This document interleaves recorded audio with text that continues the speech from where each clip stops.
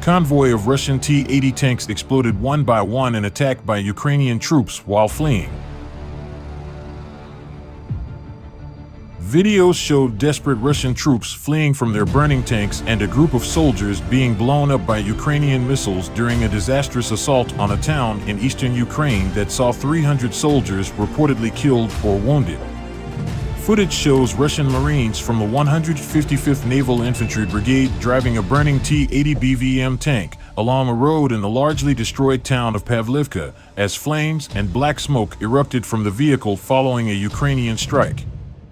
A group of Russian soldiers can be seen climbing on top of the tank and jumping down before they ran away from the burning wreck.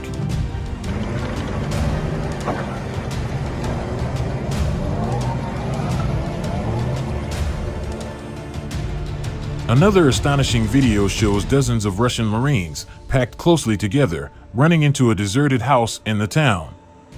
A few seconds later, Ukrainian missiles rained down on them in a deadly strike. Further footage shows Russian soldiers driving their tanks through minefields, with their vehicles erupting into flames one by one. A number of Vladimir Putin's men can be seen lying dead in the ditches of the fields surrounding Pavlivka after they were shot by Ukrainian soldiers after they tried to flee their burning tanks.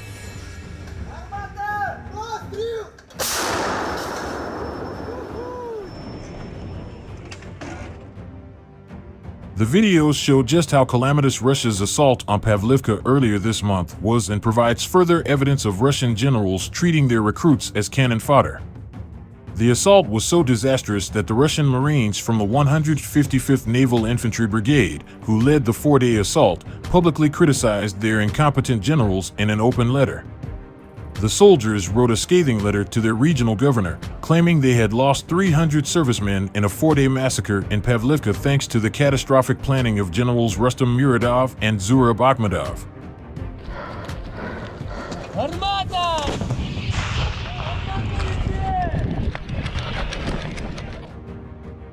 The Marines claimed Russian commanders were hiding the mayhem in the Donetsk region and playing down the number of losses for fear of being held responsible. The soldiers demanded in their letter that Vladimir Putin is personally told of the alleged massacre and that he will set up an independent military commission. Drone footage shows Russian soldiers driving a burning T-80 BVM tank through the deserted streets of Pavlivka as flames ripped through the vehicle. Some of Putin's men were seen scrambling to get out of the tank before they ran down the road.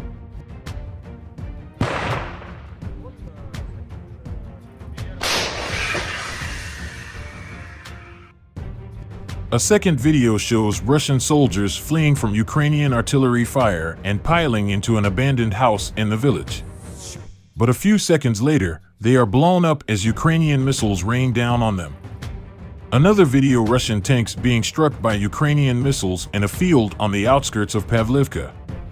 The videos of the disastrous assault comes as footage appeared to show thousands of mobilized Russian soldiers staging an extraordinary mutiny against their general for sending them to the front line with a lack of supplies and equipment.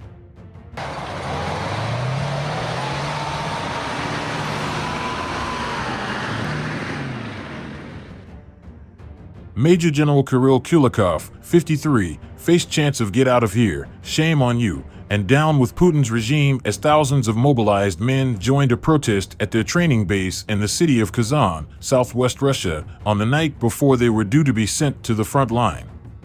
Soldiers who led the mutiny told superiors they could not fight because they had endured weeks of water shortages and scarce rations, and now they were going to be sent into battle with rusty machine guns from the 1970s.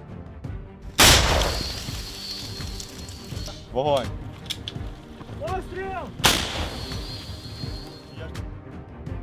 Meanwhile, the Marines wrote the letter about the bloodbath in Pavlivka to their regional governor Oleg Katsamyako in Primorsky in the Russian Far East in a bid to get their plaintive message to Putin and the upper echelons of the defense ministry. A pro-Kremlin war reporter highlighted the situation in Pavlivka known as Pavlovka in Russia because he feared the Marines were becoming meat mixed with earth and boards. They state in the leaked communique, "Yet again we were thrown into an incomprehensible attack by Generals Rustam Muradov and Zurab Akhmedov so that Muradov could get bonuses from Chief of the General Staff Valery Gerasimov and his promised Hero of Russia medal."